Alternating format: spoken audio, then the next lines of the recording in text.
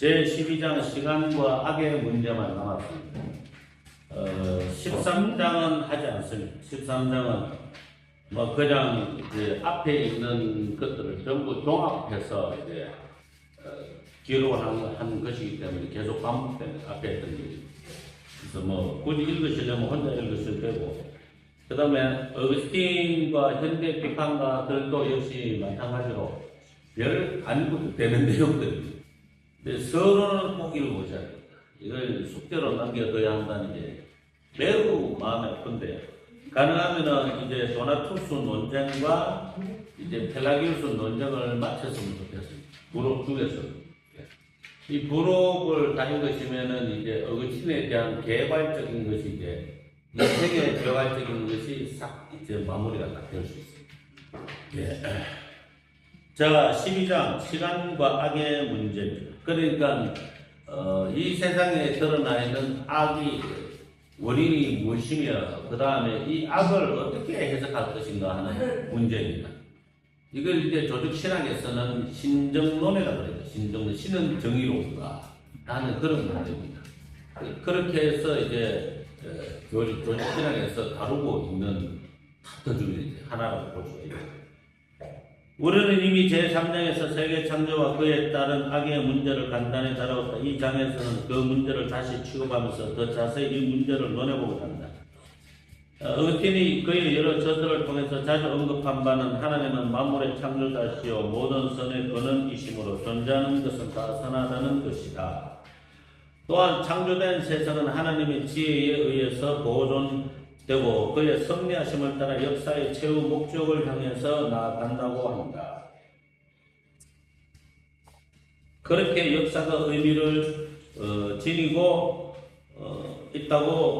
지닌다고 보는 것이다. 그러나 여기서 존재하는 것은 다 선하고 역사는 의미가 있다는 주장이 현 세계와 인간의 세계에서 경험되는 악의 문제로 인해 도전받고 있다.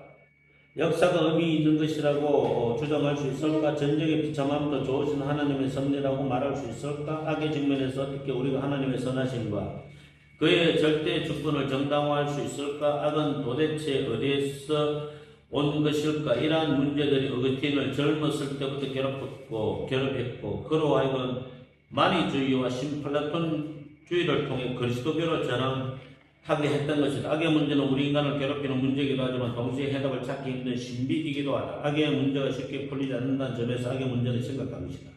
악의 문제가 다 이해된다면 그것은 더 이상 악이 아닐 것이다. 이렇듯 악은 인간에게 문제가 되고 또한 풀 수 없는 신비인 까닭에 어거스틴은 악의 문제를 논할 때 때로는 이렇게 때로는 저렇게 여러 차원에서 여러 책에서 반복해 논하고 있다. 악의 문제가 인간을 괴롭히는 지적인 문제, 도덕적인 문제이기 때문이다 했습니다. 그래서 이제 구약에 보면은 하나님께서 이제 전쟁을 많이 이제 치르게 하시잖아요. 그죠? 전쟁을 많이 치르게 하시고 특히 가나안 땅에 들어갈 때는 뭐 새끼 한 마리도 남겨두지 말고 싹 다 죽여라고 그래요. 예. 근데 인간의 이기적인 욕망은 싹 다 죽이지 않습니다. 쓸만한 것들은 남겨두려고 합니다. 그 다음에 또 사울이 하나님께 버림받은 결정적인 원인도 싹 다 죽이라고 했잖아요. 그죠? 그런데 이제 또 사울도 이제 백성의 방백들이 꼭 그렇게 할 필요 있나? 쓸만한 거, 먹을 만한 거는 좀 남겨두고 제사용으로도 쓰고 그렇지 않나? 라고 이렇게 도덕입니다. 제사용으로도 쓰고 우리도 쓰고 남겨두자. 꼭 하나님 말씀대로 해야 되겠나? 그렇게 사람들 말에 귀를 기울이다가 사울은 버림을 받고 버림을 받자마자 귀시 들려가지고 가끔씩 미친 짓을 하고 그랬습니다. 그러니까 이제 이런 구약에서 이렇게 사람들을 싹 다 죽이라 하는 이런 구약의 하나님을 가르쳐서 악신이라고 말하는 사람들이 꽤나 있습니다. 신약의 하나님은 사랑의 하나님이신데 구약의 하나님은 노다지 죽이라 그러고 노다지 전쟁하라 그러고 그런다고 해서 그래서 이제 신약의 사랑의 하나님과 데비드는 악한 신이다 라고 말을 하는 사람들이 적잖아 있습니다. 잘못 보는 거죠. 그죠? 잘못 보는 겁니다. 왜 잘못 보는 것일까요? 하나님 눈에는요 사랑이 생명이 뭐라고요? 그냥 좀비입니다. 좀비. 죄와 허물로 죽었던 너희를 이렇게 말씀하시잖아요. 죄와 허물로 죽은 좀비입니다. 그게 무슨 생명의 아름다운 가치가 있습니까? 우리가 우리를 그렇게 판단할 뿐이에요. 근데 그것도 모순이에요. 우리가 우리를 생명 존중 이야기를 하면서 우리가 우리를 잡아먹잖아요. 예? 인육으로 뭐 단한 이런 거 만들어가지고 몸에 좋다고 먹고, 예? 장기뼈가 적출해가지고, 예? 돈으로 팔아먹고, 예? 인신매매하고, 어린애들 납치해가 소아성매매 시키고, 우리가 우리의 생명을 뭐 존중한다고요? 진짜 그런 거 맞습니까? 아니잖아요. 아니잖아요, 실제로는. 실제로는 그런 말 하는 게 구호잖아요, 구호. 사람들을 속이기 위한 선전 구호잖아, 선전 구호. 평화가 왔습니다, 선전 구호. 정의를 위해서 하고, 선전 구호잖아. 실제 정의는 아닌데. 그러니까 사람들이 뭐 그렇게 아무리 이야기를 한다고 하더라도 하나님의 입장에서는 위선입니다, 위선. 그러니까 하나님의 입장에서 사람들이 어떻게 하나님이 이 소중한 생명들을 그렇게 죽이라고 할 수 있나라고 말하는 것 자체가 인간의 위선이지만은 또 하나님 눈에서 봤을 때는 살아있는 우리 인간이 좀비와 다름이 없다. 빨리 없어져야 되는 존재다. 심판받아서 조속히 없어져야 되는 존재가 인간인 우리다. 이렇게 우리가 생각을 사실은 해야 됩니다. 이게 우리가 살아있기 때문에 자꾸 생명에 대한, 살아있는 사람에 대한 가치를 자꾸 높이려고 하는데, 아무리 높아봐야 뭐라고요? 하나님의 원수 같은 게 원수의 죄인, 원수로서의 죄인. 그렇게 되는 거죠. 이게 개념이 달라요, 이게. 우리가 보는 거하고 하나님 보시는 거 달라요. 그 다음에 이제 생명도 이제 악인이 보는 인간의 생명하고 선인이 보는 인간의 생명이 달라요. 선인이 봤을 때는 인간의 생명이 소중하죠.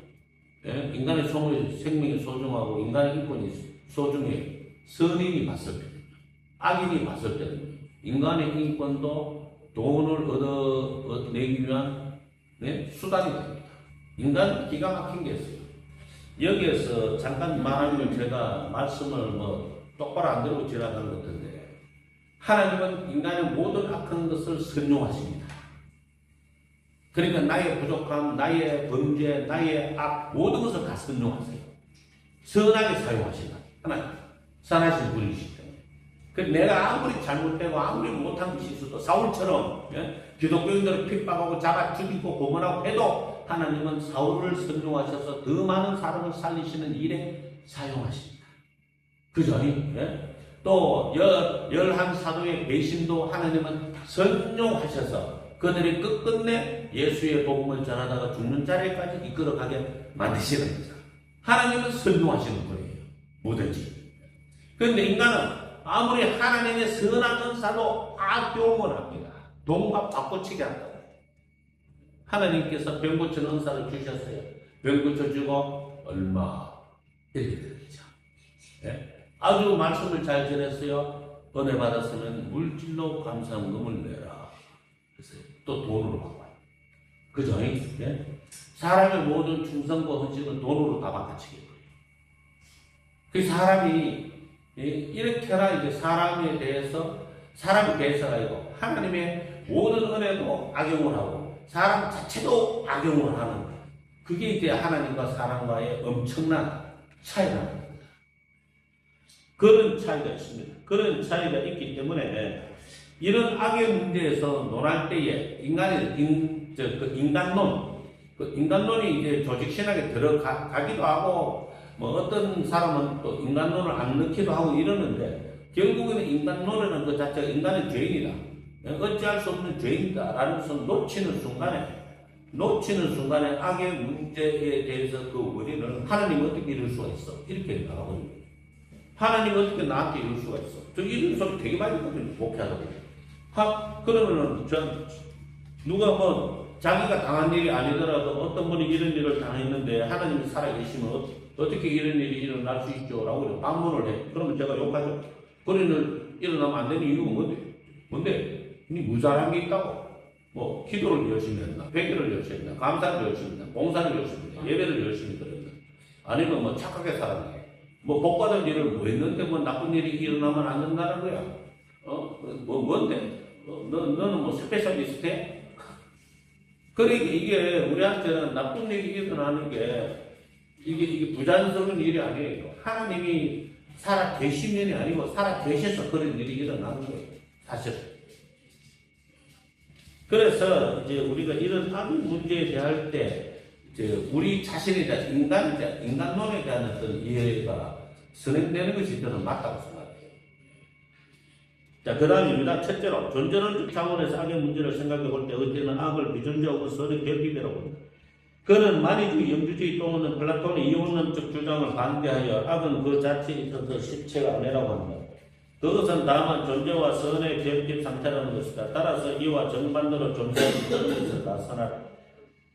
결론에 이르게 된다면 이처럼 존재와 선을 같은 것이라고 본다면 무와 악도 같은 것이라고 생각할 수 있을 것이다. 이러한 맥락에서 고려본다면 시간도 그 자체에 있어서는 좋은 것이라고 볼 수 있다. 왜냐하면 시간도 좋으신 하나님에 의하여 창조되었으므로 그것이 존재하는 한 좋은 것이 되기 때문이다. 작은 글씨입니다. 그것이 좋은 것을 다 상실했다면 존재도 상실하게 될 것입니다. 그러므로 그것이 존재하는 한 좋다고 말할 수 있습니다. 그러면 내가 지금까지 그 근원을 찾아왔던 악은 사실 실제하지 않습니다. 만약 악이 실제한다면 그것도 좋은 것이 되기 때문입니다. 다른 말로 하면 악이란 존재와 선의 손실, 결핍, 부패를 의미하는 것이다. 그러면 본래 좋게 창조된 이 세계에 왜 그런 악이 있는가? 악의 근원과 가능성을 우리는 어떻게 설명해야 할 것인가? 어떻게는 악의 가능성을 무로부터의 창조라는 사실로 돌린다. 모든 것은 무로부터 창조되었기 때문에 피조물은 본래의 무로 돌아가는 경향과 가능성이 있어 그 존재와 조음을 잃어버릴 수 있다는 것이다. 따라서 밑에 줄입니다. 따라서 악이란 스스로 실체하는 것이 아니라 선의 결핍 혹은 선한 의지의 결핍. 그러니까 선악과를 따먹지 말라라는 주님의 말씀에 대한 의지가 약해지니까 선악과를 따먹게 되고 선악과를 따먹은 결과 악이 세상에 들어오게 됩니다. 죄가 세상에 들어왔다는 거잖아요. 다른 말로 말하면 악이죠. 그죠? 죄가 세상에 들어오고 한 사람으로 말미암아 죄가 세상에 들어오고 다른 말로 표현하면 악이 들어오고 이렇게 됩니다. 자, 그래서 이제 어쨌든 악은 어떤 선한 것에 기생해야만 존재할 수 있는 것이다. 굳이 뭐 이런 말은 필요 없는데 그러니까 선악과를 따먹으면 정령 죽으리라는 이 말씀의 선악 요것에 악이 기생한다고 이렇게 말하면 약간 헷갈리는데 그래서 굳이 이 말 할 필요 없는데 그죠? 그래서 선한 의지가 결핍이 되면서 이제 이 선악과를 따먹는 범죄를 저질러 그로 말미암아 죄 혹은 악이 세상 속으로 사람 속으로 들어왔다 이렇게 이야기하는 거거든요. 이런 설명은 붙은 적시 더 헷갈려요. 그 다음입니다. 103페이지입니다. 163페이지. 왜냐하면 이렇게 이해한다면 하나님이 창조하신 세계는 선하지 않은 존재가 있을 수 없기 때문입니다. 악마도 그것이 존재하는 전적으로 악하다고 볼 수 없다는 결론을 내릴 수 있는 것이다. 이러한 악의 존재론적 이해는 좋으신 하나님 좋게 창조된 세계 악을 창조하지 않으신 하나님을 추천하는 면은 좋으나 역사 안에서 체험한 악을 설명하기는 부족함을 느끼게 됩니다. 그러니까 존재하는 모든 것은 선하다 이렇게 이제 될 때 악마도 존재하잖아요. 악마도 존재하는데 그러면 악마도 선한 것이냐? 뭐 이렇게 나가는 것은 말하자면은 이거는 이제 오버하는 것이다 이렇게 되는 것이죠. 그러니까 악마가 존재하게 된 것도 원래 악마는 악하게 창조된 게 아니잖아요. 창조된 그 상태는 악하게 창조된 게 아니고 선하게 창조되었는데 악으로 변한 거잖아요. 악으로 변한 거예요. 그런 점에서 이제 우리가 파악을 해야 된다. 자, 그 다음에 이제 둘째. 그래서 첫째로는 왜 악이 존재하는가 했을 때 선의 결핍 혹은 선한 의지의 결핍 그것 때문에 악이 존재하게 된다. 이 세상에. 그리고 뭐 유심히 따져보면은 이 말씀이 가장 더 이상 표현이 나올 것 같지는 않아요. 그 다음에 둘째로는 실존적인 도덕적 차원에서 악의 본질을 파악하려고 하는 면을 생각해보죠. 먼저 그가 시간이 무엇인지 알고 던진 질문을 상기하면, 그러면 시간은 무엇입니까? 만일 아무도 나에게 묻지 않는다면 나는 시간이 무엇인지 알고 있습니다. 그러나 나에게 묻는 자가 있었다. 그에게 시간을 설명하려고 하면 나는 모릅니다. 그런 악인의 문제에 대해서 이와 같은 말을 할 수 있었을 것입니다. 그러면 악이란 무엇입니까? 만일 아무도 나에게 묻지 않는다면 나는 악이 무엇인지 알고 있습니다. 그러나 나에게 묻는 자가 있어서 그에게 악을 설명하려고 하면 나는 모릅니다. 우리는 이미 제2장 어스틴의 사상적 특색 중에서 내면성을 말한 겁니다. 여러 신학적인 문제를 인간의 내적 체험을 통해서 해결해 보려는 것이 어스틴의 사상의 특색입니다. 그러므로 악의 문제를 객관적인 어떤 존재로 만약에처럼 파악하려고 할 때는 풀 수 없는 난관에 부딪히게 되는 것입니다.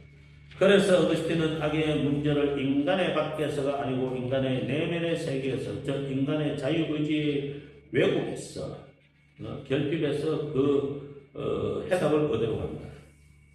위에서 이미 언급하였거니와 이것을 이해하기 위해서는 몇 가지 중요한 점을 재천명해 두고 싶다.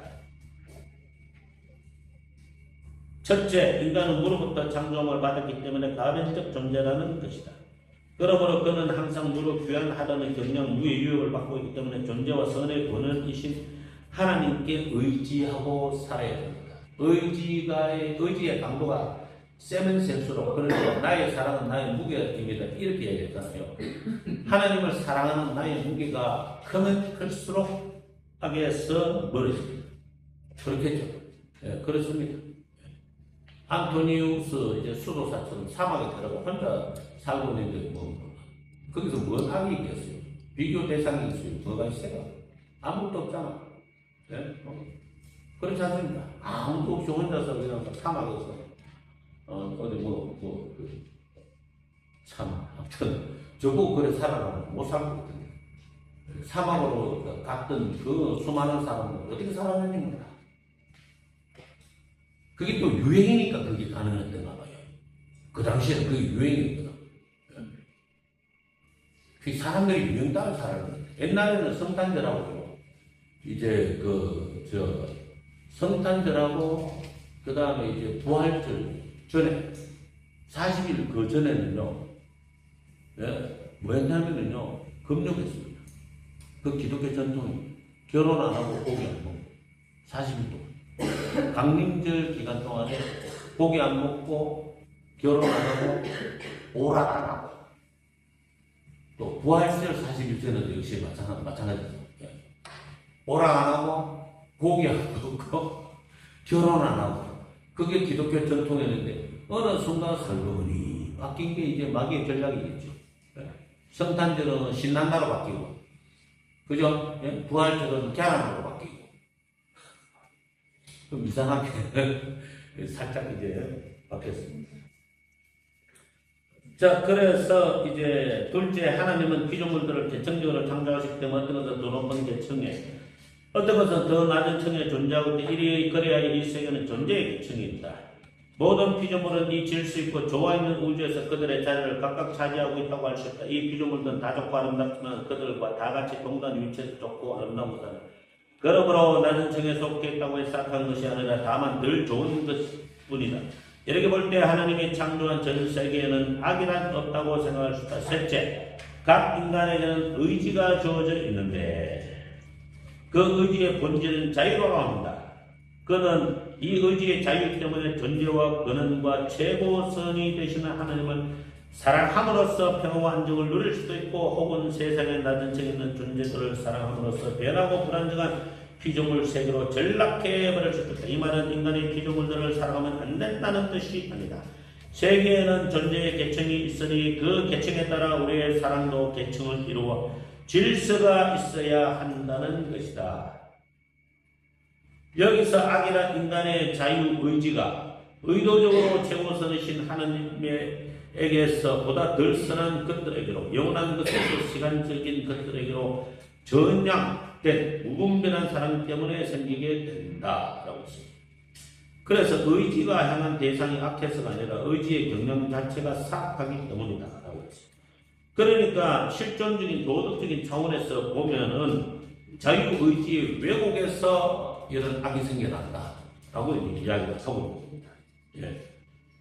그래서 이제 인간은 이제 절대적으로 이제 하나님 앞에 좋으신 하나님 앞에 절대적으로 의지해야 하는데 절대적으로 의지하지 않고 하나님이 주신 자유 의지로 하나님보다 더 낮은 것을 사랑하다가 악이 생겨난다라고 이야기하고 그렇잖아요. 예수님보다 더 사랑하는 것이 있을 때 그게 우상 숭배가 되는 거잖아요. 그죠? 우상을 숭배하면 좋은 꼴을 못 보잖아요. 우상을 숭배하면 좋은 꼴 볼 일이 뭐가 있습니까? 우상도 우상 다르겠죠. 불교를 부처의 우상을 섬긴다면 그거 가서 절하고 돈 내는 밖에 있겠습니까? 그거 말고는 물론 없겠지. 그 이슬람을 우상 숭배를 하면 어떻게 되죠? 예? 이거 살인을 여지없이 해야 되잖아요. 시키는 대로 해야 되잖아요. 시키는 대로. 이슬람하고 공산주의하고 다른 게 목적을 위해서는 과정을 중요하게 생각하지 않습니다. 그러니까 이슬람 사람들은 이슬람 교도 하나를 만들기 위해 어떤 수단과 방법을 써도 정당합니다. 죽인다고 협박을 해도 좋고 거짓말로 사기쳐서 기독교인이 된 것처럼 해서 기독교 여자 청년들을 꼬드게 해가지고 결혼하고 자기 나라로 데려가서 가다 놓는 것도 괜찮습니다. 그러니까 얼마나 이 기독교 청년들이 여자 청년들이 멍청해요. 이슬람이 뭔지를 전혀 알지도 못하고 이슬람 남자하고 결혼하나 일부 다치되는 건지 몰라. 바보 멍청이들 아니야. 어떻게 교회 다니면서 그렇게 바보 멍청이가 돼가지고는 그래 이슬람 남자하고 결혼하면 어떻게 되는지 상상도 못했단 말이야. 웃기지 않습니까? 그래가지고는 끌려간 한국 교회 다니는 여자들 마시기 어이가 없습니다 진짜. 특히나 이제 또 이슬람 사람들을 이제 기독교로만 전도하겠다 프로그램을 만들어 놓은 교회는 시궁창입니다. 이슬람 사람들을 바보로 하죠. 이슬람 사람들이 우리나라 들어와서 노동자 행세하는 놈들 다 선교사 되겠다.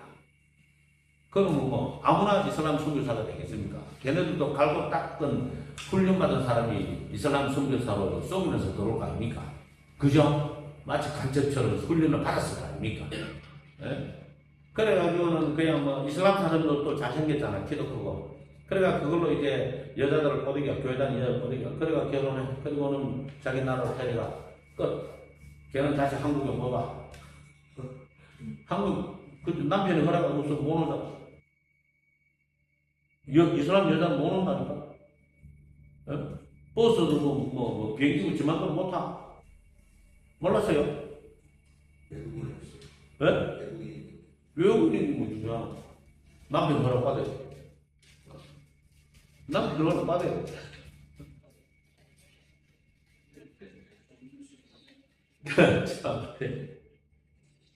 잘 모르셨는가? 자, 그래서 이 의지가 향하는 대상이 악한 게 아니라 의지 자체가 사악한 경향을 가지고 있는 거예요. 의지 자체가. 그러니까 우리가 선한 일을 하려고 우리 자유의지를 잘 사용하지 않습니다. 악한 일을 하는 데는 똑같았죠. 특히나 이제 저도 어제 오랜만에 탁구 치고 나니까 땀도 흘리고 좋더라고요. 탁구는 좀 덜해요. 4명이 보고 있잖아요. 4명이. 인인지 아웃인지 4명이 보고 있잖아요. 엣지는 금방 표시가 나잖아요. 엣지는 금방 표시가 나는데 라인 오버는 4명이 동시에 보고 있기 때문에 라인이 오버되는지 오버되지 않는지 그러니까 서브를 넣는데 라인 오버가 되었으면 아웃이잖아요. 그 4명이 보고 있기 때문에 여지가 없어요. 그런데 배드민턴은요 이 탁구 타이처럼 작은 게 아니잖아요.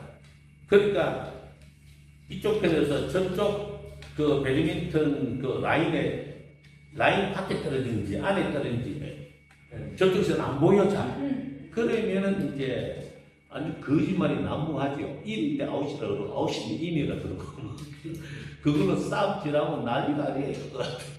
얼마나 많이 싸움인지 몰라. 야 그거 인 아니야? 아웃이야. 그래서 배드민턴은 룰이 있죠. 룰이. 인아웃은 상대편이 결정한다. 그 상대편이 거짓말 하더라도 인이면 인이고 아웃이면 아웃이야. 이쪽에서 안 보이니까. 자, 그 다음입니다. 그러면 무엇이 인간의 의지로 하여금 더 높은 존재와 가치에서 낮은 존재와 가치로 전향하게 하는가? 그 원인은 무엇일까? 어거스틴에 의하면 인간의 의지를 전향하게 하는 것은 의지 그 자체의 원인이 있는 것이지 그 외에 다른 원인이 있는 것이 아니다. 따라서 악한 의지의 원인은 따로 없고 다만 본래 선한 의지의 결핍이 그 원인이 된다. 이것이 바로 의지의 왜곡, 최고의 실체신 하나님으로부터 돌아서서 낮은 부분으로 떨어져 밖으로 잔뜩 부풀어 있어. 이게 교만입니다. 그들은 떨어져. 그것 때문에 이제 도덕적 실존적인 차원에서 악이 이 세상에 생겨난다. 그러면 인간의 도덕적인 악한 의지와 아무 관계없이 갑자기 발생하여 인간에게 그렇게도 괴로움과 불행을 가져다주는 소위 자연악은 어떻게 이해해야 할 것인가? 어거스틴에 의하면 도덕적인 악과 자연악은 어떤 면에서 서로 연관을 가지고 있다. 자연의 세계는 본래 좋으신 하나님이 창조하신 좋은 세계다. 그러나 악한 인간들이 선한 세계를 악하게 만들기 때문에 자연악으로부터 인간이 겪는 재난과 불행은 바로 인간이 저지른 잘못에 대한 하나님의 올바른 심판이라는 것이다. 따라서 도덕악은 인간 의지의 왜곡이요 자연악은 그 결과이다. 전자는 죄요 후자는 죄에 대한 벌인 것이다. 그러므로 모든 악은 죄이든지 아니면 죄에 대한 벌이든지 둘 중 하나이다. 그러니까 여러분 이게 자연악이라는 것은 자연재해를 말하는 겁니다. 우발적인 사건 이런 것을 의미하는 것이고 그러면 이 세상에 사는 날 동안에 우리가 사는 날 동안에 벌이 있습니까 없습니까? 천국의 지옥의 심판 말로 이 세상에 사는 날 동안에 벌이 있습니까 없습니까? 저는 있다고 믿습니다. 저는 있다고 생각을 해요. 그래서 사울도 벌 받았잖아요. 그죠? 사무엘이 오기 전에 지 멋대로 제사 드리려고 하다 벌 받았고 게다가 또 롯도 뭐 그렇게 아브라함의 목동들하고 싸움 전하면 적당히 이렇게 타협하고 조절하고 하면 되지. 뭐 보기 좋다고 그거 가가지고 난잡함이 되었지 않습니까? 그렇지 않습니까? 그게 벌이죠. 거기서 롯은 자기의 어떤 경건함을 지켜낸 게 아니고 거기서 사위들을 잃고 거기서 또 뭐예요? 아내를 잃고 그 다음에 또 두 딸과 아주 끔찍한 어떤 범죄의 현장에 자기도 모르게 빨리 들어가게 되고 그렇게 된 거지 않습니까? 그러니까 그게 벌인 거죠 사실은 벌. 그리고 어거스틴이 이 세상에 존재하는 모든 사람들한테 벌이 존재한다고 했는데 그 벌이 뭔지 압니까? 어거스틴이 표현한 벌은요 잘못된 줄 알면서도 반복하는 게 벌이라고 했어요. 잘못된 줄 알면서도 지속적으로 반복되는 것이 벌이다. 저도 벌 받고 있어요. 저 잘못된 거 알고 있는데도 못 고치겠어요. 그래서 하나님께서 내가 지은 죄에 대해서 너는 벌로 고통을 받으면서 그 벌로 인해 네 죄를 항상 깨닫고 있어라. 이렇게 말씀하십니다. 아니 뭐 제가 벌 받고 있다는 것에 대해서 뭐 저는 놓고라고 내가 잘못한 게 있으니까 때리는 거 맞죠? 제가 제 자신도 잘못하면 때리는 거죠. 뭐 내가 잘못하면 두드려 맞는 게 맞지. 요거도 먹는 거 맞고. 저는 요거도 먹는 거 겁내지 않아요. 잘못했으니까 요거도 먹는다. 그러니까 누군가가 박순종 목사님한테 뭐라고 욕하면 감사합니다. 욕해줘서. 내가 뭐 잘못했지. 요거도 먹는 거지. 누구도 욕 안 하는 거 먹고 사. 여기에서 욕 안 하는 거 먹고 사실 분 혹시 계십니까? 혹시 뭐 나는 욕 안 하는 거 먹고 살아라고 이렇게 생각하시는 분이 있다면 자기를 몰라도 너무 부르시는 설문조사 한번 돌려봐야 되네, 두 배.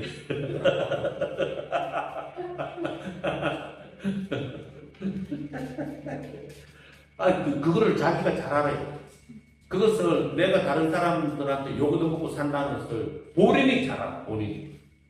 제가 이 질문 던지면 본인이 왜 잘 알고 있는지를 대변 나와. 김정인 선교사님. 우리 김정인 선교사님 제가 보기에는 너무 착해요. 제가 봤을 때. 근데 선교사님 보시기에는 선교사님 착하다고 생각하세요? 그 본인이 착하다고 안 한다. 저는 착하다고 안 했는데 본인은 착하지 않다고 하고.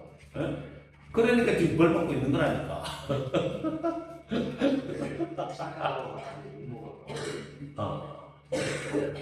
그건 거짓말입니다. 그리고 여기서 말하는 죄 아니면 벌이라고. 죄와 벌. 그래서 이제 실존적인 이제 악은 이제 이렇게 해서 생겨난다는 거예요. 실존적인 악은 의지 왜곡에서 그 선한 의지의 결핍에서 자유의지가 삐뚤어지기 때문에 실존적이고 도덕적인 악이 생겨나는데 그 실존적이고 도덕적인 악 중의 악이 자연악이라고 했습니다. 그죠?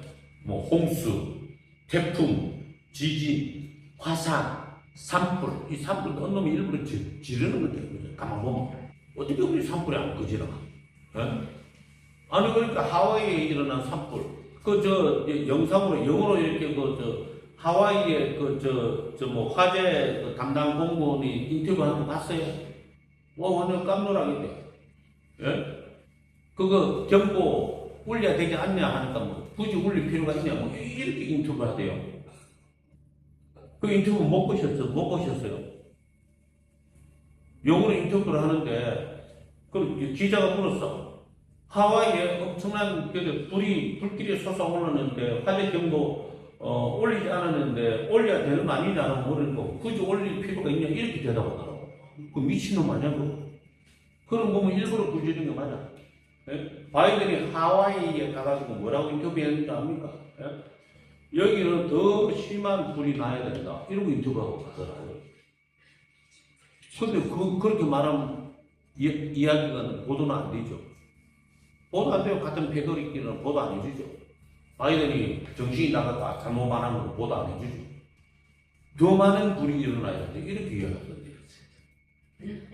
영어 인터뷰에서. 이거 완전. 그러니까 뭐 산불도 자연 악이 지금 하는 그 동시에 그 밑에는 인위적인 악이 같이 끼어 있는 거죠. 그 다음에 또 우발적인 악도 있잖아요. 강도를 만나서 뭐 칼에 찔려 죽는다든가. 아니면 교통사고나, 그죠? 아니면 또 물놀이 갔다가, 해변놀이 갔다가, 그래서 물에 빠져 죽는다든가. 물에 빠지면은요, 우리 강릉이 뭐 여러 이제 해변 방파제나 구조물을 많이 세워놨으니까, 원래 파도에 밀려가지고 해변으로 이렇게 도착하잖아요. 근데 이제 적어도 한국 해변은 안 그래. 한국 해변은 어디를 가도 이제 역류 이렇게 해요. 이렇게 파도가 치는 게 아니고, 이렇게 하고 이렇게 흘러. 그럼 물에 빠졌죠? 물에 빠지면은 빠져가 50m 밖에서 떡 오르면 그때 죽었습니다. 근데 이미 죽었어. 그 다음에 신고해가 구급대원 오고 또 오토 밀려가 따다다다 하고 하면 시간이 얼마나 걸렸어. 이미 죽었어. 멀리 한 100m 좀 거기에서 쑥 올라올 수도 있어요. 시체가. 그러니까 그런 것들도 뭐 이제 우발적인 사건이잖아요. 이런 것들도 자연악의 범위 속에 들어간다고 볼 수 있죠.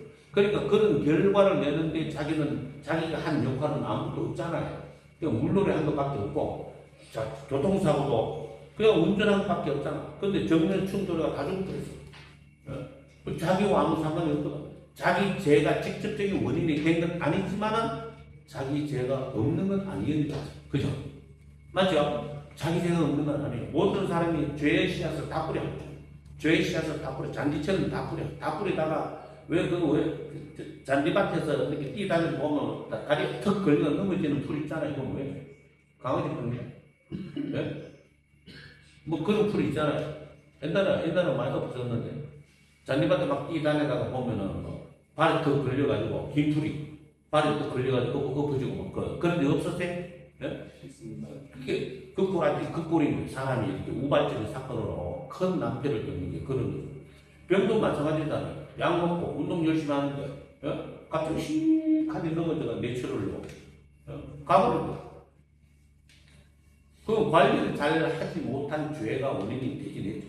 건강은 관리해야 되는 문제인데. 근데 문제는 관리를 잘해도 병에 걸리더라. 이게 문제인 거지. 그래서 이제 이러한 모든 이게 만약에 과연 이제 이런 악이 이런 어떤 그런 자연적인 악과 이런 우발적인 악이 이제 생겨나지 않게 하려면은 하나밖에 없죠. 회개하라. 너희도 이와 같이 망하지 않으려면 회개하라. 그리고 감사하라. 범사에 감사하라. 그것밖에 없습니다. 셋째로 인간 어거스틴은 악의 문제를 심미적인 견지에서 이해해보려고 시도한다. 그에 의하면 전 세계의 모든 것은 하나님의 지혜로 인하여 조화를 이루고 있다는 것이다. 우리가 세계를 밑에서 부분적으로 보지 않고 위에서 전체적으로 보게 되면 악인 듯 보였던 것들도 결국은 전체적인 조화와 미에 공헌하는 것을 알 수 있다. 그래서 합력하여 선을 이룬다 그러잖아요. 로마서. 그러니까 이게 여러 사람의 힘을 합해서 합력하여 선을 이룬다. 그 이야기가 아니고 문장의 정확한 뜻은 우리 인생이 좋고 나쁜 것이 합력해서 더 나은 것으로 선을 이룬다. 이런 의미입니다. 물론 이것을 약간 의역을 해서 여러 사람이 힘을 합쳐서 하나 되어서 선을 이룬다라고 해석을 해도 저는 옳다고 생각해요. 그런데 문장 자체는 그건 아니고, 그게 아니고, 이제, 그, 문맥을 봤을 때는 좋고 나쁘고 좋은 것들이 이제 한 사람의 이제 시간 속에서 그것이 합쳐져서 더 나은 길로 간다. 이제, 이렇게 되는 거죠. 또 그렇게 돼야 정상이고요. 신앙생활을 하면은 기복의 법칙을 격단에 올라갔다, 내려갔다, 좋았다, 말았다. 막 예수님을 사랑했다가 안 했다가, 사랑했다가 안 했다가, 이렇게 되는 거잖아요. 이게 이제 C.S. 루이스의 스크루테이프 편지 그 이야기 나오는데 기복의 법칙이라고. 요런 것들이 합쳐져가지고 선한 것이 만들어지는 거. 이렇게 돼야 돼. 그죠? 예? 그야말로 이제 찰스 스펄전 목사님은 존 번연의 철로 역정을 설교 시간마다 이제 인용을 했다고 그래요. 70번 이상을 읽었다고 그러던가, 200번 읽었다고 그러던가, 찰스 스펄전 목사님이. 아무튼 그랬대요. 그렇다고 하는데, 이제 그 존 번연의 이제 거기 나오는 전도자가 기복의 법칙을 겪잖아요. 장망성에 가서 놀고 싶다가, 예? 다시 배 타고 가고, 또 엎어졌다가, 다시 빙 돌아가고. 그런 일을 계속 반복하다가 끝끝내 이제 저 목표였던 천국에 도달하는 그걸 보여주는 거지 않습니까? 이게 성도의 일생이 되는 거예요. 성도의 인생이 되는 거예요. 자, 그 다음입니다. 작은 글입니다. 당신에게는 악이 정말 존재하지 않습니다. 당신에게만 아니라 당신이 창조한 것을 전체적으로 따가 사실 존재하지 않습니다. 당신이 창조한 일부분에서 어떤 것이 다른 것들과 조화되지 않아서 악인 듯이 생각되기도 합니다만 그런 것들도 다른 것들과는 조화되어 좋게 되고 그 자체에 있어서도 좋은 것입니다. 그리고 조화되지 않는 것들이라고 할지라도 우리가 지구, 구름 끼고 바람 부는 하늘을 가지고 있는 창조의 낮은 부분과는 조화되고 있습니다. 그러므로 내가 이런 것들이 존재하면 안 된다라고 말할 수 없습니다. 만일 내가 이것들만 보았다면 더 좋은 것을 진정 원했을 것입니다. 이런 비조물 자체만으로도 당신을 좋으시다고 찬양해야 합니다. 이 모든 것이 당신의 이름을 찬양하고 있음을 이보다 더 좋은 세계 있음을 보고 이보다 더 좋은 세계를 원하지 않습니다. 나는 모든 것을 깊이 생각하고 정확히 판단해 깨닫게 되었으니 존재의 계층에 있어서 위에 있는 존재가 아래에 있는 존재보다 더 좋으나 모든 피조물이 함께 화합하여서 존재하는 것이 위층에 있는 존재가 홀로 있는 것보다 훨씬 좋다는 것입니다. 그러니까 창세기 1장에서도 뭐라고 그러셨어요? 보시기에 좋았다라고 하면서 심히 좋았다라고 이렇게 결론을 딱 내리시지 않습니까? 그죠? 예? 그래서 조화를 이루신 것을 보고 보시기에 심히 좋았다라고 했습니다.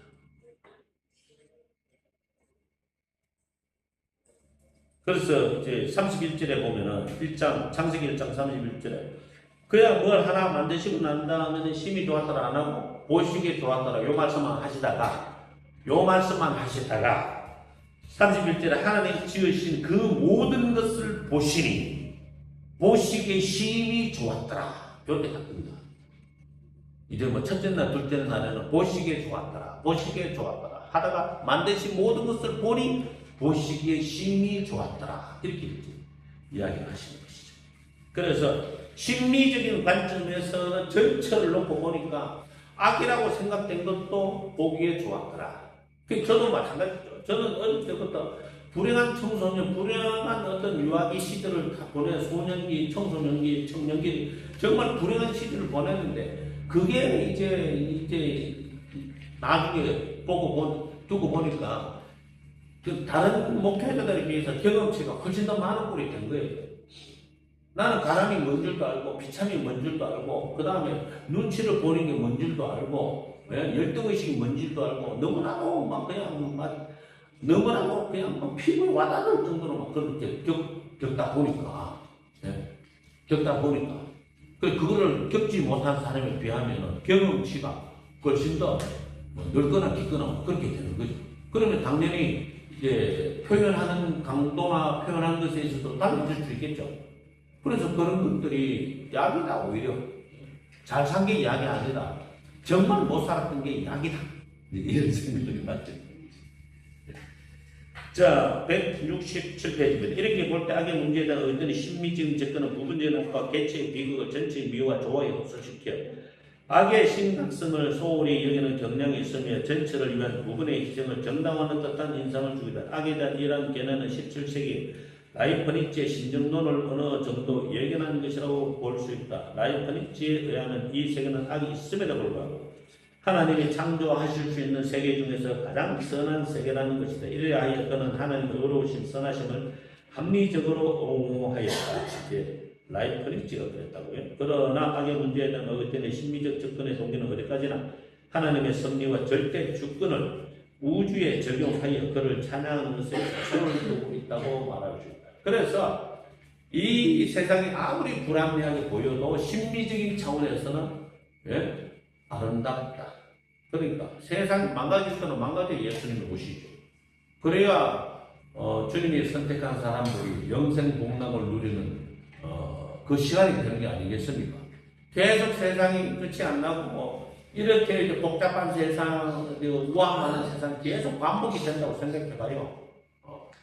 앞으로도 1억 년 동안에 더 이런 세상이 반복된다고 생각해봐요. 기다리다 지쳐버려요.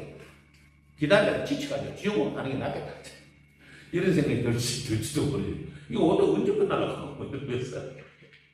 넷째로, 악의 문제에 대한 어긋되는 종말론적인 접근을 생각해보자. 그에 의하면 아무리 시간과 역사를 정해지고 있는 인간의 악이 심하다고 할지라도 그것이 하나님의 뜻과 능력의 범위밖에 있을 수 없다. 인간이 의식적으로 혹은 무의식적으로 하나님의 뜻을 저버리는 행동을 시도해도 하나님은 그 행동까지도 사용하셔서 자기의 뜻을 수행해 나오셨다. 이것을 가르쳐서 이제 여기에 이제 넷째 줄에 쭉 보시면은 다섯째 줄에 인간은 하나님의 선하심을 악용하지만 하나님은 인간의 악도 선용하신다. 이게 하나님과 인간 사이의 절대적인 어떤 차이. 하나님은 인간의 악도 선용하시고 인간의 부족함, 모자람 다 선용하시고. 그래서 내가 부족하고 모자라고 이런 것에 대해서 전혀 고민하실 필요가 없습니다. 왜냐하면 선용하시는 하나님이 계시기 때문에. 하나님은 내가 부족하다고, 내가 머리가 모자란다고, 혹은 또 내가 뭐 어떤 성품이 조금 못됐다고, 혹은 또 내가 또 능력이 이제 약하다고, 뭘 시켜도 제대로 해내는 게 없다고, 그렇다고 해서 하나님이 나를 쓸모없는 인간으로 생각하시는 게 아니고 선용하십니다. 하나님은 바보라도 선용하시고, 심지어 돌멩이도 선용하시고, 예수님이 뭐라고 그러셨어요? 예수님이 어린 나귀 새끼 타고, 사실 왜 예수님이 어린 나귀 새끼 타고 갔는지는 겉으로 보기에는 볼볼거려요. 나귀 새끼가 키가 얼마나 되는데? 나귀 새끼가 키가 얼마나 되는데? 나귀 자체가 키가 얼마 안 돼요. 나귀 자체가. 그러면 나귀 새끼는 어른이 타는 순간에 발바닥에 땅이 다 닿겠습니까? 안 닿겠습니까? 어른이 타는 순간에 나귀 새끼를 탔는데 발바닥에 땅이 닿겠어요? 안 닿겠어요? 그런 모습을 사람들이 이 바리새인과 제사라는 걸 서기관들이 봤으면 얼마나 이게 우스꽝스럽겠냐 말입니다. 그렇게나 우스꽝스럽게 해가지고 꼭 그렇게 해서 예루살렘으로 들어가셔야 돼요. 말은 아니더라도 하다 못해 약대라든가 하다 못해 다 큰 낙이라든가 이런 걸 타고 들어가시면은 그래도 좀 덜하지 않습니까? 그런데 이런 낙이 생기면 발이 땅에 걸릴 텐데. 어쨌든 그렇게 들어가셨어요. 그런데 이제 사람들이 호산나 하고 막 찬양을 하니까 사람들이 뭐라고 변화를 했습니까? 시끄럽다! 조용히 해라! 그러면서 시끄러우니 조용히 시켜 주시옵소서라고 말하는 예수님께서 뭐라고 말씀하셨어요? 그 사람들이 조용하면 돌들이 소리를 지르리라. 그러니까 돌도 하나님을 찬양하는 존재로 만드실 수 있는 분이 하나님이십니다. 하물며 우리 죄를 속죄하기 위해서 오신 하나님께서 내 얼굴 내 모습을 이대로 만드신 그 하나님이 내가 키가 작다고 못생겼다고 배가 태어났다고 너는 쓸모없으니까 꺼져라 이러시겠냐 말입니다. 너는 머리가 나쁘니까 안 되겠다 이러시겠냐 말입니다. 머리가 나쁜 사람은 머리가 좋은 사람을 흉내내지 말 것이며, 그죠? 머리가 나쁘면 나쁜 대로 하면 되지. 머리 좋은 사람이 흉내낼 거 뭐 있어요? 나가 머리가 너무 나쁘니까 안 되겠다. 이거 AI나 챗 GPT 뭐 이런 걸 해가지고 설교 준비해야 되겠다. 요렇게 잘못 생각하는 순간에 구두이 빠집니다. 진짜. 그리고 어떤 목사님이 챗 GPT인지 뭐 AI인지 모르겠어요. 설교 뭐 이런 내용으로 설교 준비 좀 해줘봐. 챗 GPT입니까? 챗 GPT, 예? 이거 이런 내용으로 설교 준비 좀 해줘봐. 이렇게 해가지고 또 받았어. 또 받아가고 이제 자기 식으로 문장을 좀 고쳤겠지. 그죠? 고쳤는데 하필이면 목사님의 딸내미가 예배 시간 설교를 듣고 있다가 갑자기 뭐 그런 생각이 들었는가 봐요. 제목하고 주제를 듣고 챗 GPT 예배 설교 시간에 이런 내용으로 설교 준비 좀 해봐 했는데 똑같은 게 나온 거야. 그래가지고 우리 아버지 설교가 이거 보고 뺏긴 거래. 그 다음부터 저 아버지 설교를 안 들어. 챗 GPT 설교 뺏기다가 큰일 납니다. 함부로 그런 짓을 안 하는 게 좋습니다. 함부로 그래. 혹시 압니까? 장로가 챗 GPT 요거 해가지고 그러면 목사님 표절하셨네요. 이렇게 딱 나오면 표절하셨네요. 이렇게 들이대면 어떡할 거예요? 예? 아무리 의논을 해도 아무리 이제 뭐 이렇게 뭐 말이 안 되는 것 같아도 어리 받는 사람은 한 달에 한 명이면 부족합니다. 맞죠? 한 달에 한 명이면 성공한 설교예요, 그거요. 왜 그거를 꼭 유창하게 자꾸 그걸 하려고 그러세요? 그러시면 안 된다니까. 그 상한 음식이야, 상한 음식. 그거 떠가 먹여주면은, 예? 그 떠가 먹여준 주인장 온갖 욕을 다 얻어먹어. 진짜로. 예? 그리고 또 다른 설교집에 있는 예화 이런 거 쓰지, 한국에서는 쓰면 안 돼. 못된 놈들이 얼마나 많은지, 목사님이 예화를 들은 거 셌다. 그러면 지도, 예, 뭐, 로마서, 뭐, 주석, 강해, 뭐, 이런 설교, 이런 거 몇 번 이렇게 장모가 말이에요. 이렇게 구해가지고, 예, 집에서 그 복문이 비슷한 것만 골라서 딱 보면은 예화가 똑같은 게 나올 수 있잖아요? 그러면 그때부터 뒤지는 거예요, 표절했다고. 예. 목사님, 지난주 설교, 어느 책에 나오는데 표절하신 거 맞죠? 그래서 쫓겨날 뻔한 목사님이 있었어요. 그 목사님이 설교 준비하는데 피가 마르는 거지 뭐. 이건 이래 갈 수도 없고 저래 갈 수도 없고 이래 빠질 수도 없고 저래 빠질 수도 없고. 그러니까 이게 우리 설교가 힘들 수밖에 없어요. 왜냐하면 설교가 창작이잖아요. 하나님의 영감을 받아 창작을 해야 돼요. 하나님의 영감을 받아 창작을 해야 되는데 첫째는 하나님의 영감이 언제 올지 모르겠고 창작 자체가 어렵고, 그죠? 그러니까 예화만이라도 이 성경에서 찾든가, 일상생활에서 찾든가, 요렇게 해야 되지. 어느 자료 보고 예화 찾으면 절대로 안 됩니다. 예화가 증거가 됩니다, 예화가 증거 뺏겠다는 증거가 된다니까, 예화가. 예? 그러니까 예화는 성경의 예화, 아니면 일상생활의 예화, 꼭 요구에 숙달이 돼요. 뺏겨 쓰는 예화는 안 됩니다. 이 자살하는 거하고 똑같습니다. 자, 그 다음입니다. 그래서 이제, 인간은 하나님의 선하심을 악용하고, 하나님은 인간의 악도 선용하십니다. 하나님 인간에게 자유의지를 주어 악을 행하도록 허락하시지만, 그것은 그의 선한 목적을 성취하시는 그의 능력에 의하여 조정되고 있습니다. 인간이 무한의 악을 행할 수 없습니다. 그리하여 하나님은 인간의 의도한 악에서 선을 가져오시고 인간의 자멸의 행동에서 그의 구원을 가져오신다. 뭐 사울이 대표적이죠. 나중에 사도 바울이 된 거지 않습니까? 자멸의 행동을 했죠. 예. 어거스틴은 더 과격한 표현을 사용하여 하나님은 악이 존재하지 않도록 하기보다는 악에서 선을 이루는 것이 더 좋다고 판단하셨다.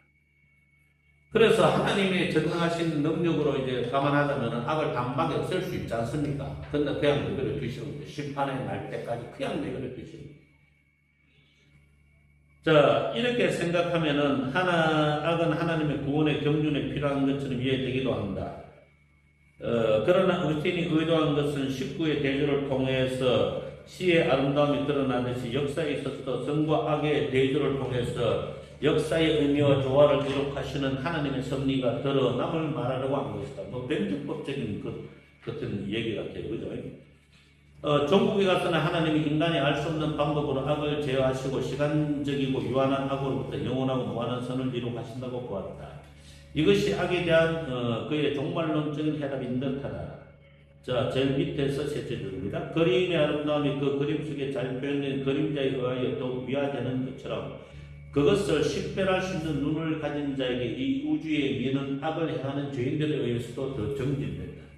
그러나 종국에 가서야 우리는 세계를 덮고 있는 그늘과 결국은 말로 표현할 수 없는 주의자의 위대한 음악에 흡수된다는 것을 알게 됩니다.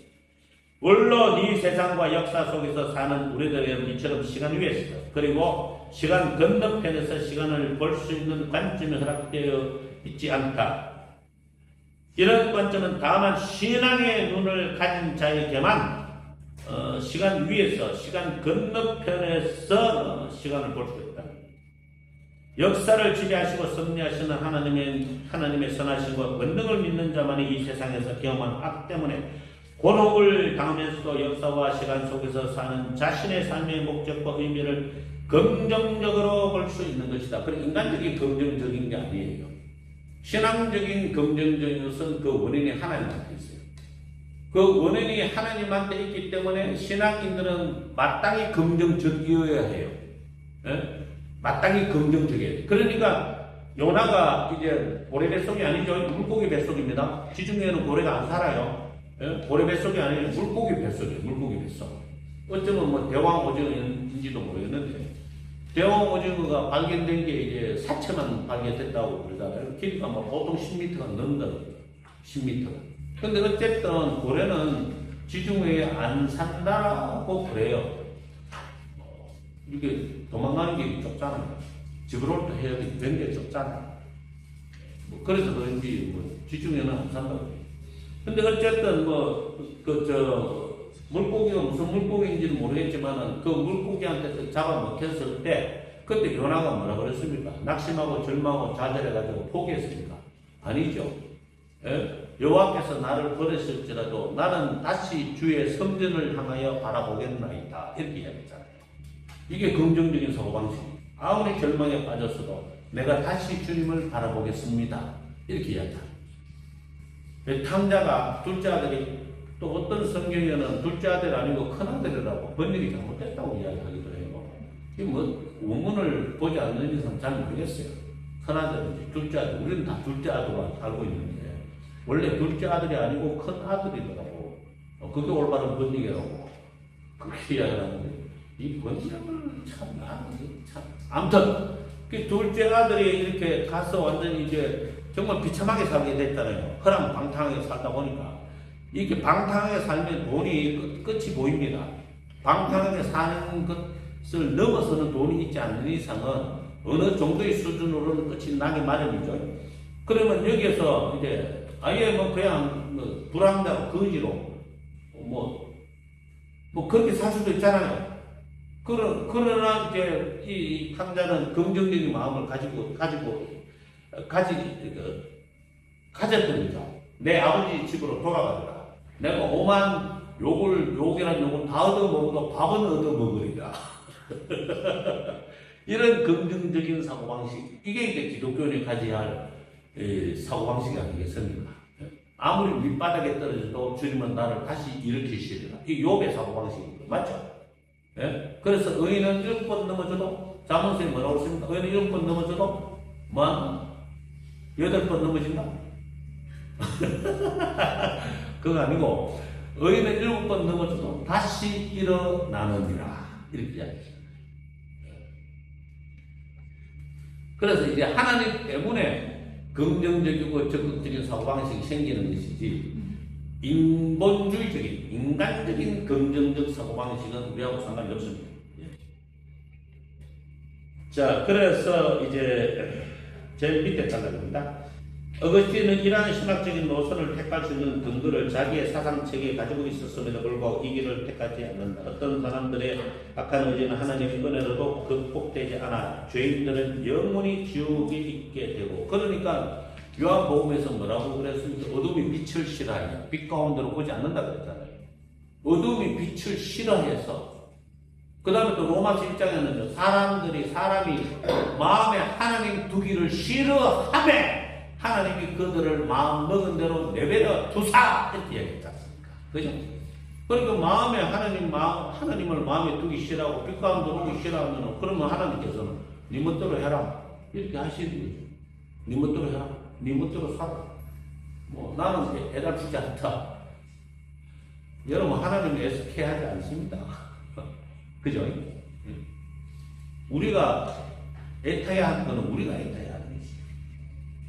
자, 그 다음에 170페이지입니다. 마지막 페이지.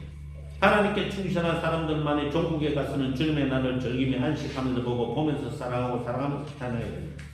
이와 같이 어시는 하나님 나라의 우주적인 공동체의 모든 사람들을 끌어들이지 않고 인류를 선택받은 자들과 버림받은 자들 하나님의 도성과 바빌론의 도성으로 분리시켜 왔다. 처음에는 포괄적인 비전을 가지고 모든 것이 좋으신 하나님에 의해 좋게 창조되었다는 생각을 품고 있었다. 그러나 말년에 가서는 인류의 운명을 구원받을 자들과 멸망받을 자들의 두 그룹으로 이 말년에 기록한 어떤 그 어틴의 저서가 신의 도선, 신의 도선 신국문을 말년에 기록했죠. 갈라놓아 버렸다. 자, 그 다음에 우리는 어거스틴이 그러한 생각을 갖게 된 이유를 성서에서 찾아보기로 한다. 성서에는 종말의 알고과 확정이 빛의 자식과 어둠의 자식과 염소와 양이 분리됨을 시사하는 것이 많이 있다. 그러나 성서에는 또 다른 면에 있다. 즉 온 세상, 온 역사, 온 우주를 다 포괄한 위대한 비전도 있다. 왜 어거스틴은 말년의 후자의 길을 따르지 않았을까? 아마 그에게는 이론적인 것보다는 실제적이고 현실적인 동기가 있어서 이런 방향으로 나아간 것 같기도 하다. 만년에 그는 교회 감독으로서 악의 문제를 사색적으로 설명하려고 하기보다는 그 문제와 실제적으로 싸워 이기는 현실적인 것에 더 관심을 가졌던 것 같다라고 이렇게 이야기했습니다. 그래서 실제적으로 목표를 하다 보니까 안 되면 영원히 안 되는구나 이렇게 생각이 든 거죠. 전도하려고 암만 애를 써도 전도 안 되는구나.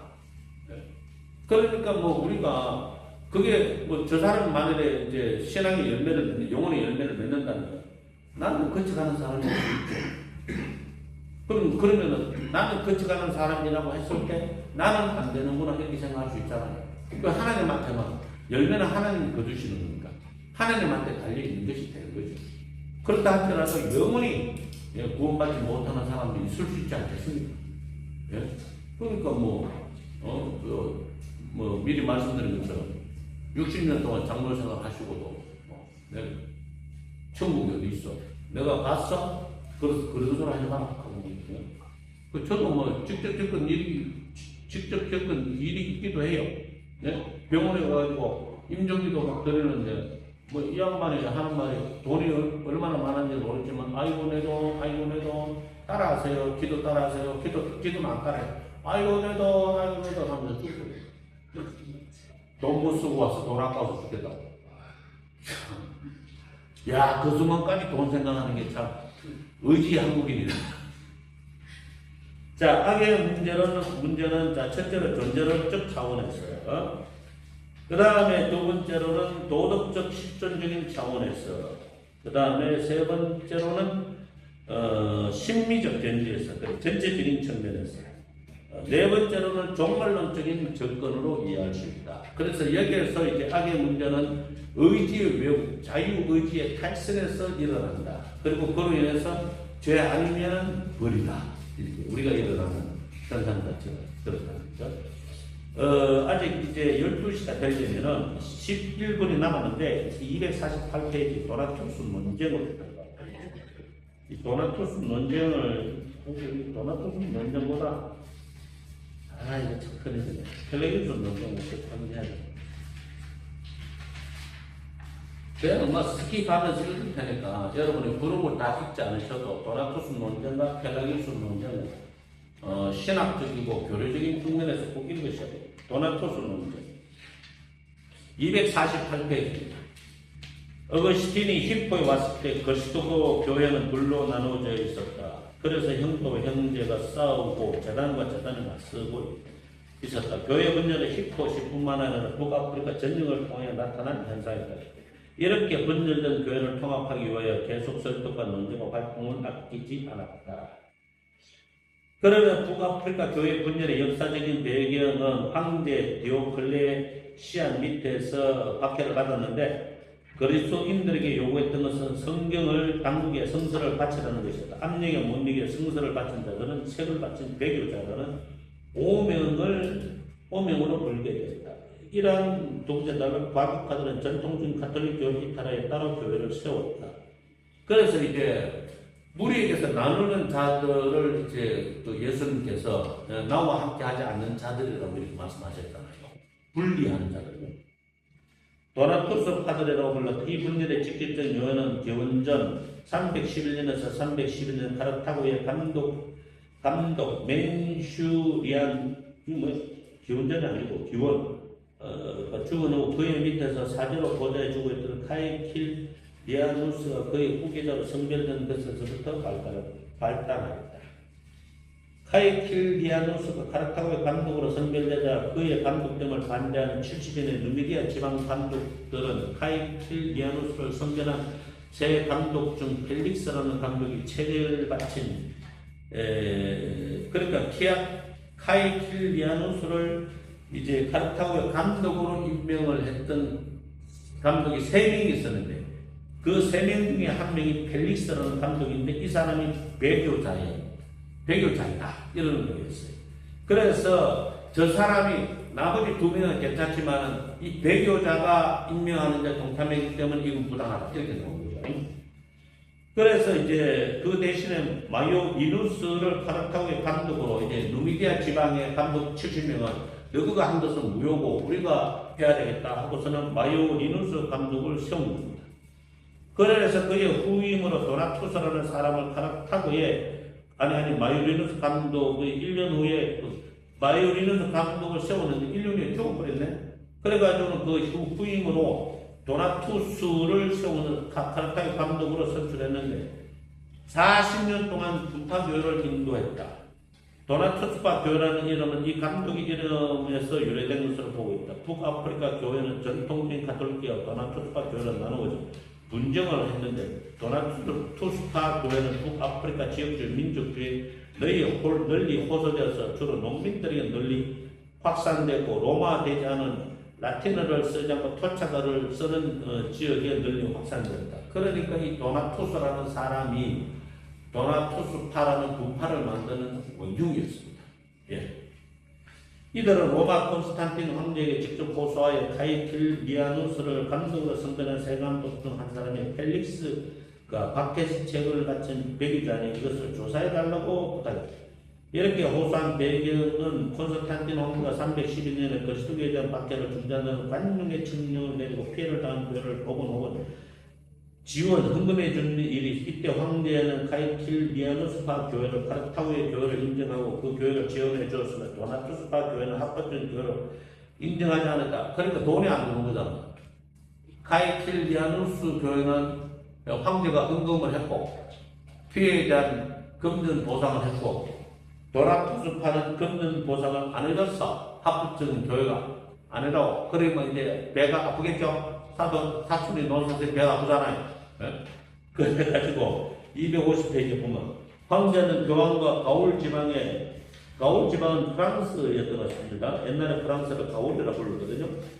감독들에게 명한 이 사실을 조사해보라고 명하였다. 조사 결과는 도나투스파들에게 불리하게 나타났다. 펠릭스 감독이 박해시에 책을 바친 배교자가 아니었음을 확인했고 오히려 도나투스파들이 제3회를 행함으로써 교회를 분열시키고 있음을 경고하였다.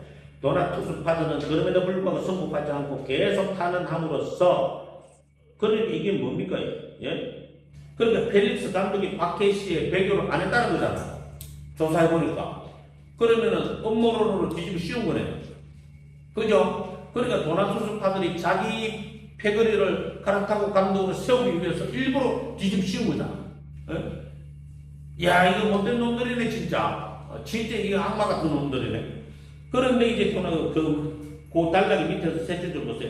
그래도 여전히 도나투스파들은 종교적 광신과 로마 정부에 대한 적오심을 이용하여 저항을 계속하여 그러니까 자기 패거리를 만든 거예요. 자기 패거리를 그냥 그들은 또한 히루쿰 켈리온이라는 테러 당원들을 앞장세워 가톨릭 교회를 섭기까지 제사를 탈취하고 성직자들의 해를 가하고 심한 경우는 그러니까 뭐 10초는 하죠.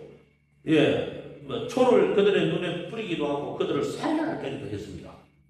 이쯤 되면은 이 테러 집단, 뭐 마귀의 집단으로 봐도 무방할 것 같은데. 그러나 다행히 이제 그런 어거틴도 자신도 언젠가 지방에 설교를 내려갔던 일이 있었는데 그를 해치기 위해 이 테러 당원들이 무장에 복병을 했다고 합니다. 그러나 다행히 어거스틴을 인도한 안내원의 길을 잃어 다른 길로 가게 된 탓으로 그 위험을 면했다고 합니다. 이걸 이제 어떤 목사님들은 이제 그 예화를 인용하면서 어거스틴을 하나님께서 축지법을 써가지고 두 나라가 이제 목적지에 도착하게 했다고 하는 얘기를 들은 적이 있습니다. 이제 사실하고 좀 다르죠, 그죠? 축지법 쓴 게 아니고요. 안내원이 길을 잃어버렸대요. 자, 그래서 그들은 칼과 창을 쓰지 않고 주로 몽둥이로 들고 다녔다. 그것은 예수님이 칼을 쓰는 자는 칼로 망한다고 말씀하시는 몽둥이로 무장했다. 뭐 코미디를 하는 것도 아니고 그럼 몽둥이를 써서 몽둥이로 망하겠네. 그들은 가끔 밤에 농촌에 나타나 데오라우데스 할렐루야 할렐루야 하면서 사람들은 이 소리를 들을 때마다 벌벌 떨었다고. 자, 이거 신성모독이 아니죠. 할렐루야를 그런 데서 써먹었습니다. 그래서 이제 교회 분열을 이단으로 규정을 하고 결국에는 나중에는 이제 분열된 교회를 치유하기 위해서 이제 어거스틴이 그렇게도 이제 예를 썼지만은 어쩔 수가 없었습니다. 도저히 안 됐습니다. 자, 어거스틴이 제일 밑에 줄입니다. 도나토스파들과 논쟁한 내용을 크게 나누면 첫째, 교회의 본질을 가는 겁니다. 둘째는 성례, 특히 세례에 대한 문제며 셋째는 그 교회와 국가와의 관계였다. 첫째로 교회의 본질에 대한 문제, 도나토스파들은 교회의 본질을 거룩성에만 두었다. 교회는 흠과 티가 없는 거룩한 신앙 공동체입니다. 자기들의 교회만의 박해시에 배교하자는 순수하고 거룩한 교회라는 것이다. 그들은 교회의 거룩성을 그 교회를 구성하고 있는 신도의 거룩함에 뒀다. 그래 교회의 거룩성을 경험적으로, 사회적으로, 현실적으로, 가시적으로 정의하여 자기들의 거룩한 교회와 거룩하지 못한 가톨릭 교회 사이의 선을 그 교회를 분열시킨 것이다. 이에 대해 어떤 교회를 더 포괄적으로 이해한다. 그는 381년에 콘스탄티노플 교회에서 채택한 교리의 끝부분에 우리는 하나여 거룩하고 보편적이며 사도적인 교회를 믿는다는 표현에 유의하여 도나투스파들을 비판했다. 교회는 하나여야 한다. 원래 교회는 하나이기 때문에 결국 분열해서는 안 된다. 교회는 본질은 이 단일성을 모두를 연합하여 하나 되게 하는 사랑에 근거하고 있는데 도나투스파들이 전통적인 하나의 가톨릭 교회를 이탈한 것은 사랑의 본질을 위배한 것이고 교회 분열은 단일성을 파괴시키는 것이기 때문에 사실상 성서를 바친 배교 행위보다 더 나쁘다. 교회를 분열시키는 것은 배교 행위보다 더 나쁘다. 왜냐하면 배교는 혼자 하는 거잖아요. 교회 분열은 교회 자체가 나눠지는 거지 않습니까? 그래서 더 나쁘다. 교회는 그렇게 해야 된다. 어거스틴은 먼저 교인들의 253페이지 교인들의 경험적, 사회적, 현실적인 거룩성을 주장한 도나토스파들의 사실상 거룩하지 못한 행동과 삶을 지적했다. 그는 히루쿰 켈리온의 폭력적인 행동을 지적해 말하는 것이다. 도나토스파들의 주장처럼 밑에 줄입니다. 교인들의 거룩성에 들지 않고 교회의 머리가 되신 그리스도의 거룩성에 들었다. 교회는 거룩하다. 그 이유는 예수님이 거룩하시기 때문이다. 이렇게 이야기하고 있다. 이런 점에서 도나투스파 논쟁이 중요합니다. 그러니까 사람 때문에 교회가 거룩한 게 아니고 예수님 때문에 교회가 거룩하다. 그래서 이제 그 다음에 또 성례절 이야기가 나오네요.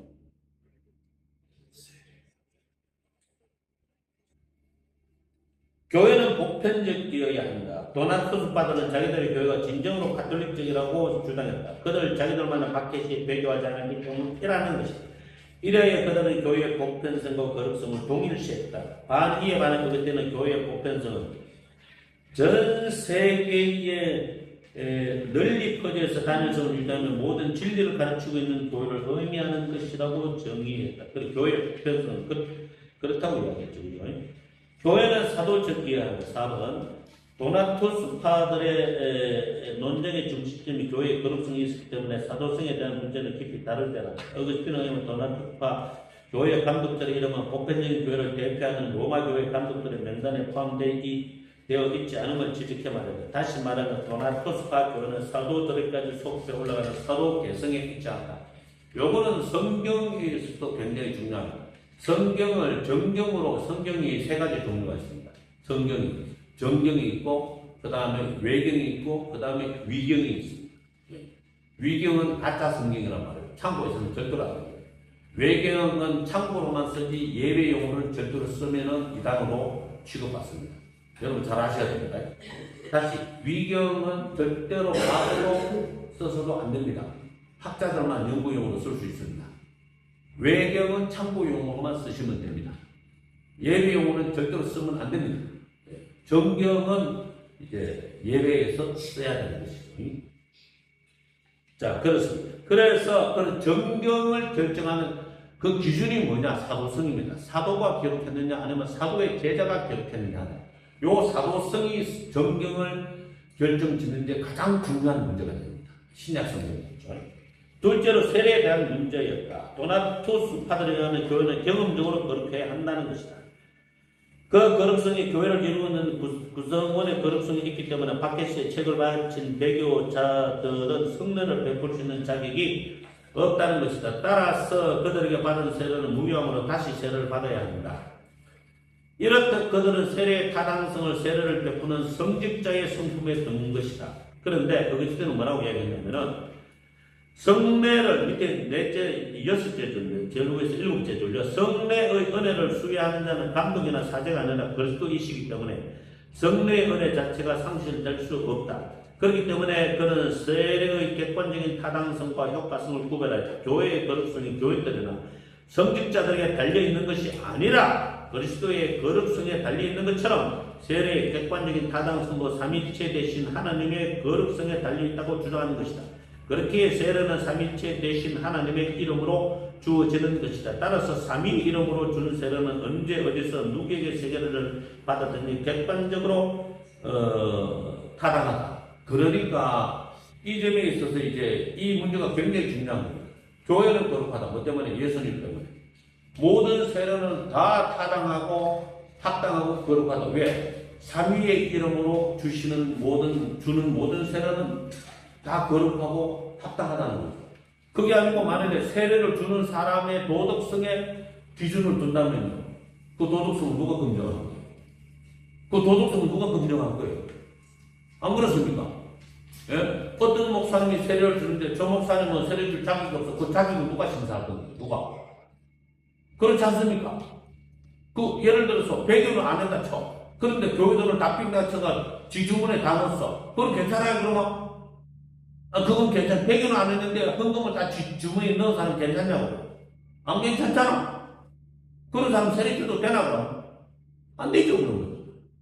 그러니까 이 세례를 주고 세례를 받는 것도 성삼위일체 하나님의 이름으로 준 것에 효력이 있다고 생각을 해야 되지. 세례를 주는 사람의 도덕성과 인격에 믿음에 효력이 있다고 생각하면 안 된다. 그것이 이제 도나투스 논쟁의 중요한 문제입니다. 실제로 교회와 국가 간의 관계, 그거는 뭐 나중에 보시면 되고요. 아이고, 이거 시간 지났지만은 어쩔 수가 없습니다. 펠라기우스까지 하고 맞읍시다. 10분 다 됐다. 자, 264페이지 펠라기우스 도나투스 논쟁이 거의 마무리되면 어제 또 다른 논쟁이 말이었죠. 펠라기우스 논쟁이 더 골 때렸어요.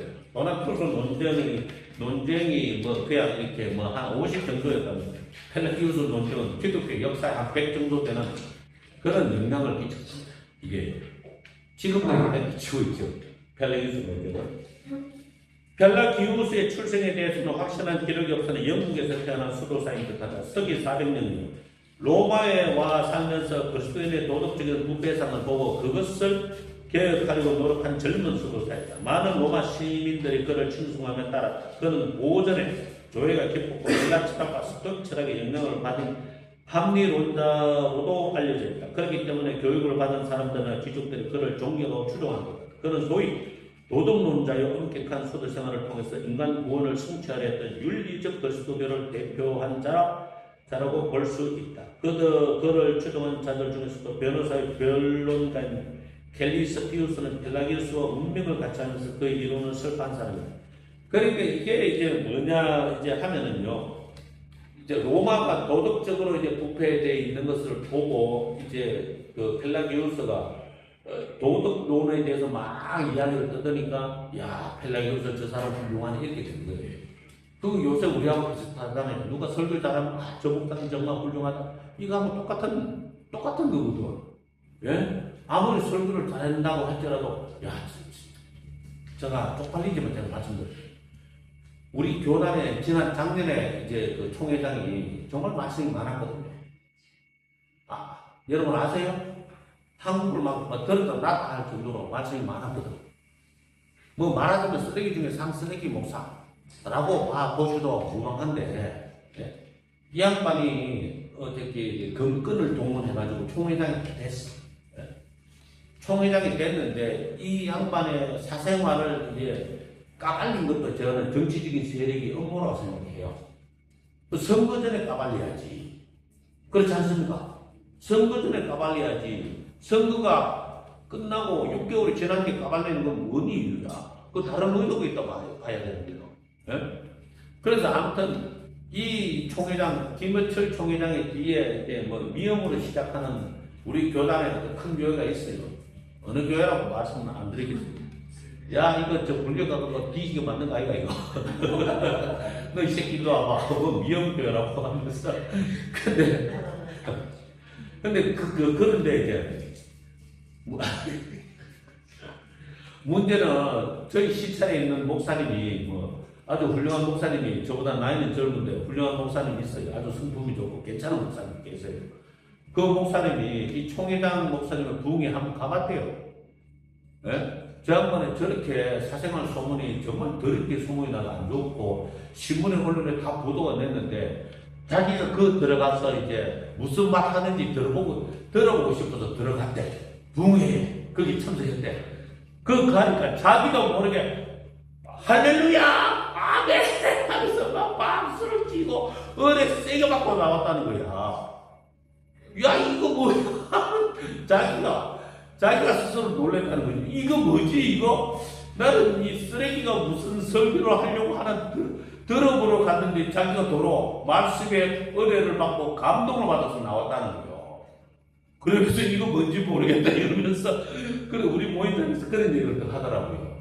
야 이거 참 이거 아이러니하지 않습니까? 예? 자기는 뭐 설교 어떻게 하나 시험 삼아 들어보려고 갔는데 거기서 말씀의 은혜를 받고 오다니 뭐야 이거? 이게 이제 펠라기우스가 로마에 가가지고 설교하면 쫙 하고 나니까 로마 시민들이 뿅 하고 가버린 거죠. 뿅 하고 가버린 거예요. 도덕론을 설파하니까 부도덕했던 그런 사람들이 야 이렇게 된 거예요. 위험합니다. 예수님께서 하신 말씀처럼 너희가 무엇을 듣는지 삼가 주의해라. 조심해라. 그 말씀 정말 맞는데, 그죠? 자, 그래서 펠라기우스의 주장을 간단히 요약하면 첫째, 인간에게는 본래 자유의지와 선행을 행할 수 있는 능력이 주어졌기 때문에 선을 원할 수 있고 행할 수 있다. 둘째, 인간의 원죄를 부인합니다. 그럼 무조건 이단입니다. 인간의 원죄를 부인하면 무조건 이단입니다. 무조건. 인간의 원죄를 부인하면 예수의 구속에 대속의 그 이유도 없어질 거거든요. 똑같습니다. 그 다음 성경 자체가 엉망이 되죠. 한 사람으로 말미암아 죄가 들어오고 이거 완전히 엉망이 되죠.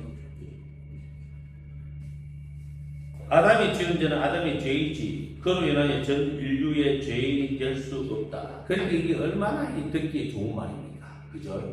내가 아담이가 나는 선악 안 따먹었어. 그거잖아요. 네?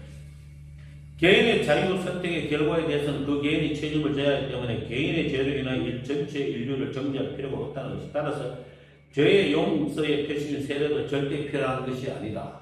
그 다음에 셋째로 죽음이란 죄의 값으로 내려진 벌이 아니라 그러니까 죄의 삭선 사망이요. 그게 아니고 이 성경이 이제 틀리게 되는 거지.